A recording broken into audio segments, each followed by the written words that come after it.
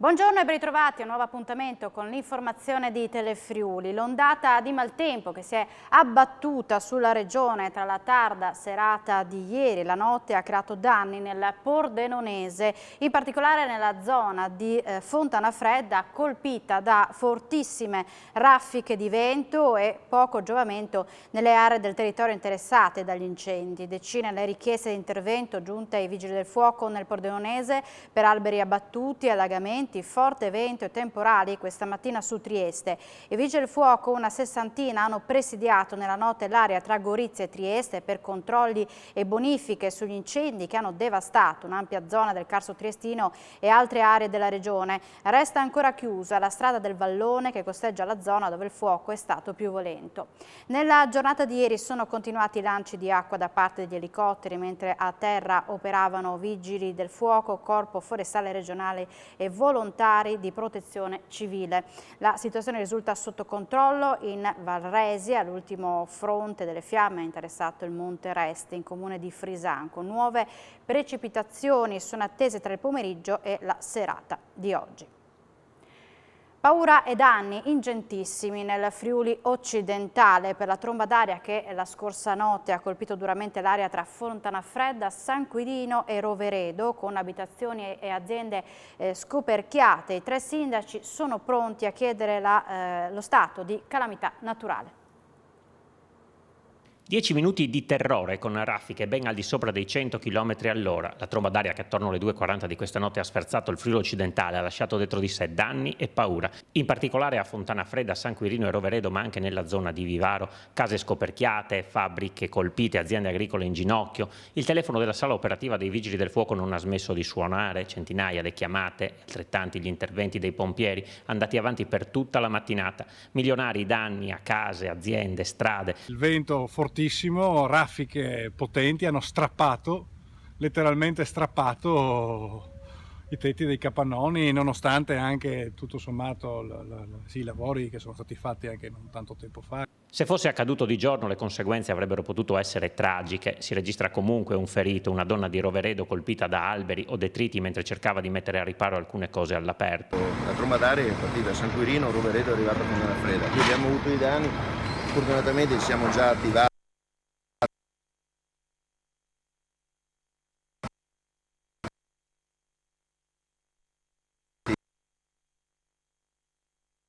per ripristinare parte del tetto del palazzetto, lo stiamo facendo le stime proprio per metterci insieme agli altri 2 comuni e chiedere lo stato di calamità naturale. L'azienda MT ha subito un blackout ed è rimasta chiusa. Paura tra chi è stato colpito in modo pesante, come in questa casa di Via Leopardi a Fontanafredda. Ci ha tolto via un piano del nostro garage. Fortuna tutti quanti in casa chiusi, non si è fatto nessun danno a persone.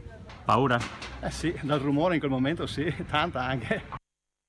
Arde meno il Monte Raut a Frisanco. Nella notte la pioggia caduta è stata poca, ma le temperature scese e l'intensa attività di elicotteri e Canadair stanno tenendo sotto controllo l'incendio. Le operazioni sono ancora in corso anche a Cloud.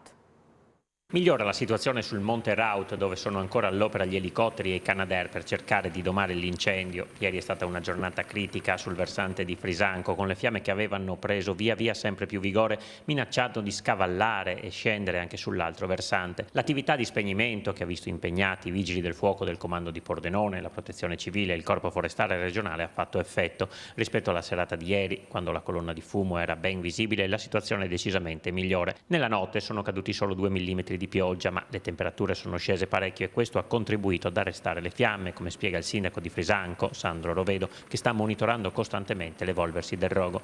Nella giornata di oggi è stato ancora un susseguirsi dei viaggi dei mezzi aerei e la speranza è che le fiamme possano essere domate, anche se resta la preoccupazione legata al vento che potrebbe alimentare nuovamente le fiamme. La zona interessata è totalmente boschiva e non c'è alcun pericolo per la popolazione. E anche a Cloud. Il GIP del Tribunale di Bologna ha firmato un decreto di archiviazione nei confronti del dirigente di polizia della questura di Udine che era stato accusato di aver concordato un incontro a Bologna con una ragazza pordenonese all'epoca minorenne a scopo sessuale in cambio di un pagamento in denaro. Il GIP ha accolto la relativa richiesta del PM Michele Martorelli, al quale, dopo l'interrogatorio il 22 febbraio scorso, il dirigente aveva dimostrato che si trattava di un clamoroso scambio di persona. Il 28 febbraio scorso infatti erano stati revocati gli arresti domiciliari. Il dirigente della polizia, allora capo della divisione di polizia amministrativa sociale dell'immigrazione della questura di Udine, era stato arrestato il 15 febbraio scorso accusato del reato di prostituzione minorile nell'ambito di un'inchiesta su un giro di prostitute minorenne ai Parioli di Roma. Dapprima il Dipartimento della Pubblica Sicurezza lo aveva sospeso dal servizio, poi reintegrato, è stato aggregato alla questura di Treviso. Siamo soddisfatti, ma mi aspettavo tempi più rapidi dopo la revoca della misura cautelare, ha commentato il difensore, l'avvocato Stefano Comand. E veniamo ai dati di oggi della pandemia. I nuovi casi sono 2.529, sono stati rilevati con 11.842 tra tamponi molecolari e test antigenici. I ricoveri in terapia intensiva sono 5, mentre le persone ricoverate in altri reparti 321. Si registrano 8 decessi, 1 a Trieste, 4 a Udine, 2 a Pordenone, 1 a Gorizia. Unici esclusi dai poli turistici montani, i comuni di Rigolato e Trepoli Gosullo chiedono al Consiglio regionale, che ha approvato la relativa legge, di essere riammessi. I sindaci Fabio D'Andrea e Luigi Cortollezzis hanno manifestato questa mattina in piazza Oberdan a Trieste. Non solo una provocazione, ma una precisa richiesta al Consiglio regionale: inserire i comuni di Rigolato e Trepoli Gosullo, unici esclusi, nei poli turistici montani istituiti con la legge 169 approvata a giugno. I due sindaci Fabio D'Andrea e Luigi Cortollezzis hanno manifestato questa mattina davanti alla sede del Consiglio regionale a Trieste, in concomitanza con la discussione sull'assestamento di bilancio, riprendendo l'ormai noto claim della regione, che compare anche su capi d'abbigliamento e mascherine. I due primi cittadini hanno indossato magliette con la scritta "Forse io non sono Friuli Venezia Giulia?". Siamo esclusi, ma questa non è solo la motivazione di una protesta, è la certezza di una proposta. Noi vogliamo, pretendiamo e chiediamo di essere reinseriti in questo, che è una cosa che ci spetta. La novità sarà appunto quella di chiedere al Consiglio regionale la remissione dei nostri territori.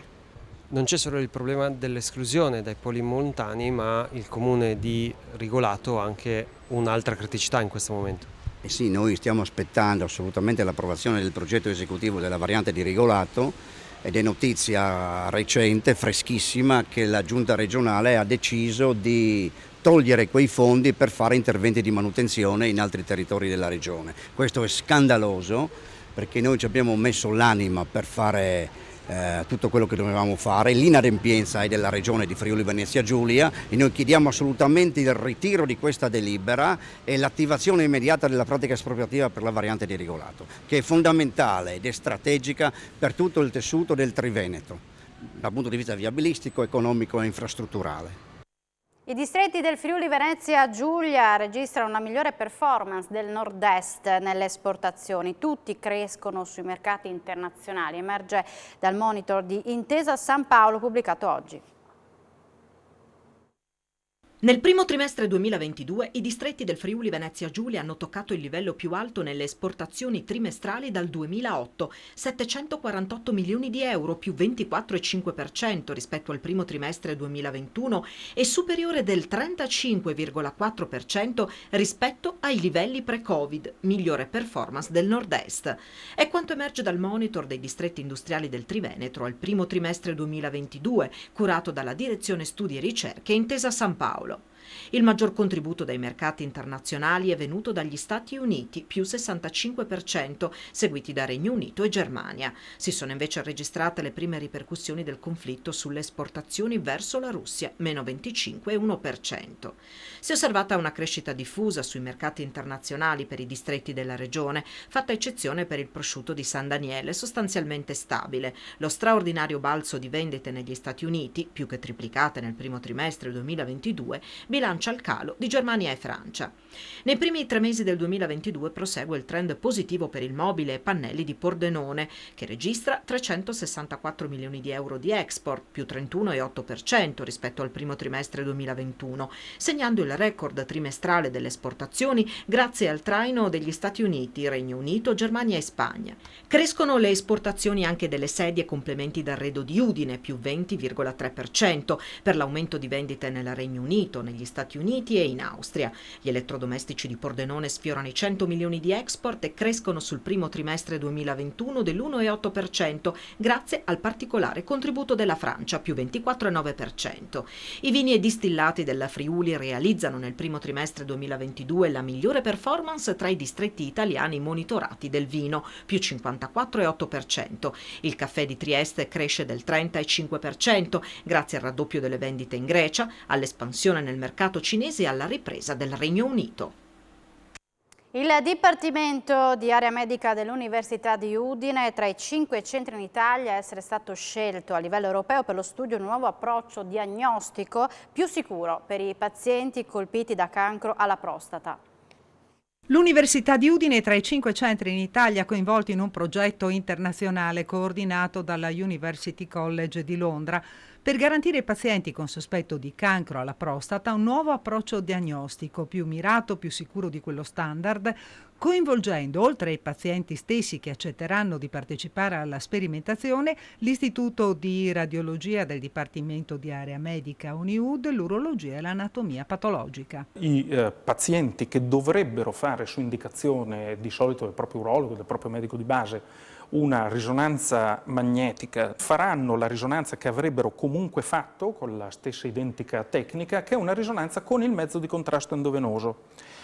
Oggi è previsto nella tecnica standard l'utilizzo di queste sequenze, questi tipi di foto, a seconda di come il mezzo di contrasto si distribuisce nei tessuti sani o in quelli patologici, aiuta oggi soprattutto a risolvere i dubbi, cioè a cercare di capire se i reperti che si vedono nelle immagini fatte prima, senza il mezzo di contrasto, sono o non sono veramente sospetti, quindi sono o non sono dei potenziali bersagli di biopsia.